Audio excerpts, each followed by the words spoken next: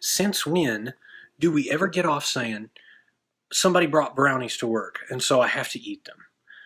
Since when do we have to let others so powerfully dictate what it is we do with our routine? I was talking to a detective this week, and he was talking about the mental connection that the crazies make in their heads when they torture someone. They say, uh, that's not me. So they can have someone tied down and being tortured with all sorts of cruel, crazy instruments like you see in the movies and say, that's not me. And the reason they can, the fact that they can make that connection is what makes them so incredibly dangerous. Well, turn that around, put that in a positive spin. They're effective killers, and obviously we don't want that, but we want to have strength of character. So how do we do that? What do we do to have strength of character? The ability to look out for us first.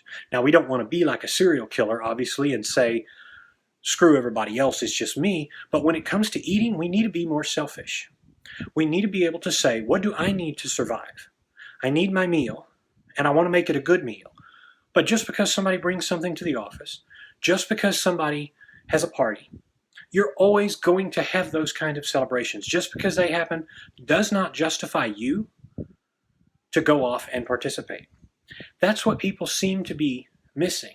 We need to be more selfish when it comes to, and self-preserving when it comes to looking out for us and what we eat, and less so when it comes to everybody else. Everybody else has to fend for themselves. The exception being if you cook or prepare food for those who depend on you, but that's still not you. That's still, when it comes to your meal, that's your thing.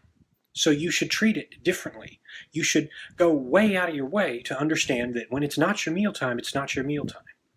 Unless, and here's the truth, the cold hard truth. Unless you can do that, you're doomed to failure, because there's always going to be another celebration. And what's more, these celebrations are going to be clustered together. They're going to be celebrations of birthdays that are going to be right next to a fun weekend, that are going to be next to a holiday. So you have Christmas and you have New Year's and Christmas Eve, and then it's going to be a while into the year before you finally run out of reasons to celebrate. So stop with the eating because others are eating. Those, especially those of you who are social bonders and you have to eat. One of the happiest things that, I'm allergic to something in this room. One of the happiest things that you can possibly do is make sure you have gone way out of your way to do the right thing for you, and you know you've done it. That's the real magic thing. That's the real powerful thing. And so you want to understand that you're going to feel worse if you make an exception and you start excusing yourself and you start breaking your one meal agreement and you start adding in a bunch of meals that were not planned and not scheduled. You're going to have a lot of trouble. So don't do that. You're not a unique snowflake. You have a body just like anybody else, and the real big problem comes when we start making excuses on the fly. It doesn't matter what anybody else is doing. It matters what you are doing. Be a more selfish eater and go out of your way to understand that it is a battle. The battle is within you, not without you. Someone can sit there all day long and talk about all sorts of things and have all sorts of reasons they want to eat and what they want to do. It's all fine, but it doesn't have to involve you. And one of my favorite things to do is to be out in public and have it not be my mealtime, because I get to enjoy eating with someone, socializing with someone, with a coffee or water, and it's not my mealtime. Even though I am at a point where I don't have to care about that. I want to care about it because I feel better. So that's the magic.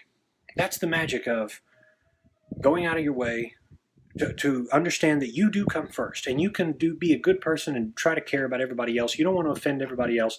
Maybe you have a grandmother who gets offended if you don't eat what she makes. Grab it, say, hey, okay, I'm going to take it with me. I'm going to have it tomorrow. It takes that strength. And if you can't do that, you're in for some trouble. So please remember, there's a time to look out for you two.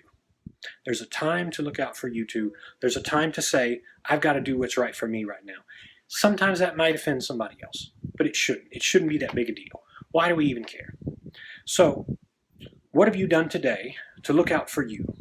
What have you done today to put yourself on the priority list high enough to ensure your plan, your fasting? What have you done?